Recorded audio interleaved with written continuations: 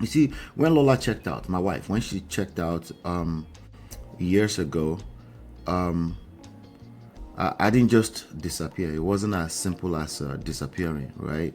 In fact, I had a breakthrough. I had a breakthrough earlier on. I was lucky enough to have a breakthrough, something I would call, yes, a breakthrough earlier on, right? Let me share a quick story with you, all right? Back then, at one point, she did ask for counseling, okay? It's one of the reasons why I can relate with people who feel like they're the only one fighting or they're the only one trying to save their marriage. But I've been on both sides of the story. Years earlier on, as I was saying, Lola asked me to get help for our marriage. And I brushed it off completely. I was just, I thought counseling was expensive. I did a little bit of research, like a quick Google search, and I just thought, like, why am I going to waste time when you can just have a conversation? Like, what's the point, right? I just didn't think our problems were that serious, So, of course, what do you think? She felt alone. Of course, she felt alone. Like I said, desperate, begging, giving up, feeling powerless, all that, all those negative things, right? Panic, right? Which leads to everything else, right? So, I didn't think our problems was that serious. Okay. Then years later, when she started talking about divorce, like many years later, I'm talking about like more than 5 years later, everything flipped. Everything flipped. Suddenly, I was the one searching for answers, for coaching, counseling, anything that could save the marriage. I was desperately, now I felt alone. Right? So that's when I learned that feeling like you're the only one trying doesn't necessarily mean the marriage is over, right? Sometimes it simply means you're the one who feels the pain first, within that context or that particular part of the crisis. Because a lot of people will have a lot of ups and downs, back and forth for years before they actually feel the need. See, what I learned is that marriage is a dance, okay? There's this active dance between two people. Let me see if I can draw this right. You have the guy, the girl, there's a dance, right? It's often a dance between two people, and most of us think it as is this simultaneous thing where people just know how to behave, right? This is the girl right here, right? And everybody's just being an adult and it's equality happily ever after. But it's a dance, it's a dance. One person moves this way, the other person moves this way, and that dance is a result.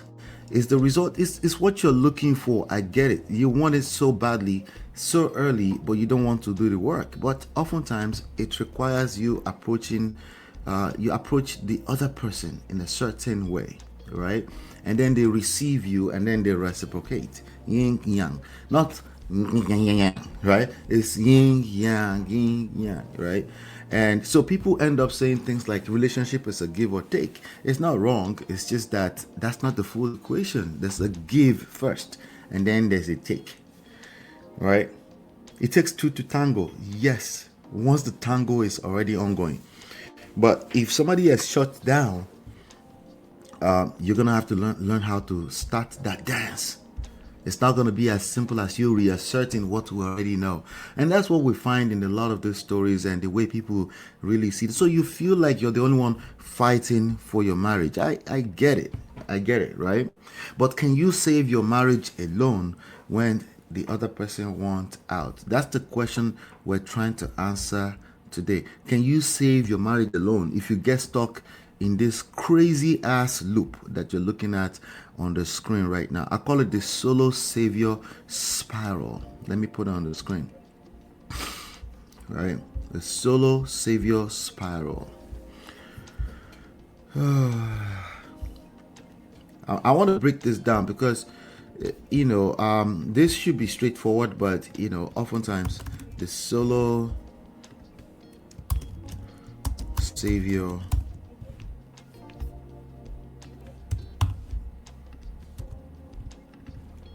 spiral. Yeah, let's turn this out, guys. Uh-oh. Yeah, panic. It's this crazy panic loop that people find themselves, and sometimes is that panic might be in the form of a funk. There's some people that they've concluded that there's no other way out. I must get this person to agree to come for help, to agree to work on our marriage. But the reality is that you got stuck in a relationship that you feel powerless. That's more of a reality you can control. This is not exonerating the other person. The other person is that person, your partner, your husband, your wife. They're a human being. They're not going to go scot free. Trust me, okay? Because they're on their own journey. You just happen to have your journeys together. But like I always said, you got to start thinking a little bit selfishly. What about you? Like, that's a good question to ask yourself for your own good. What about you when you get into a place where you are able to say, how did I get here where I feel powerless in a relationship I helped create? Yeah. So with panic, right? You hear, I'm done. I don't love you anymore. I want a divorce. Stop trying to fix me. You're not my father. You hear things like that, right? You hear, you're gaslighting me, right? You hear, you're wrong. You're a liar, right? You feel stuck in this conversation that normally doesn't have an end. The only end is draining. You feel drained at the end of it. So you're actually scared to get into another conversation with them. Yeah. And of course, now you're dealing with the panic of it all, right?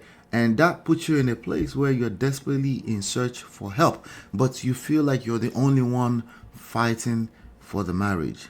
Your nervous system interprets all of this as just bad. Sometimes emergency, sometimes helpless, right? And yes, that crisis is real, okay? But can we all agree that operating from this place of panic or fear is not going to help any matters? Nonetheless, it's it's your natural state, right? When you experience a rejection, yeah, it's again fear. Let me put fear here. Fear is something that we all experience. The point here is that do you have enough in self? Your source of sustainability, do you have enough in that to actually navigate this problem in another direction, which is what I'm going to show you. Yeah. So now you start chasing this person. There's a difference between pursuit and chase. Pursuit is more from a place of self leadership, seduction, right?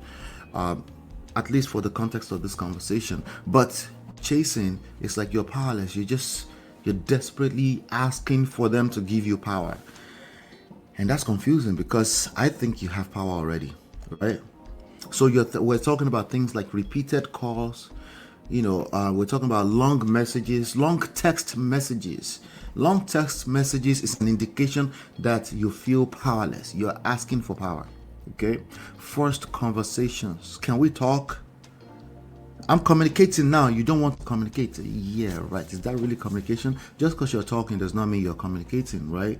Or maybe worst, surprise gift. You're thinking maybe the love language is gift. So let me start buying gifts. And every time you buy a gift, they receive it as you're trying to manipulate them. It's pressure, right? Or you start forwarding. This one is work. You start forwarding relationship videos to your partner when in crisis. Don't do that when you're in crisis. So what do? No, I know there have been people that advise you to do that. Don't do that. You can do that when you guys are on the same page and you're looking at relationship help, like tips here and there, communication tips, and you guys on the same page with your partner. You can do that, of course. They can receive it well. But if you're in the middle of crisis, they already shut down, they want out, they need space, right? Or they file for divorce, you're in separation, and you're now sending relationship videos. That is pressure. I know no one ever told you, but that's pressure. They're going to resist it. If they don't resist it verbally, they are going to feel a sense of pressure, right? And that is still effectively resistance, and you will feel it, and that's rejection.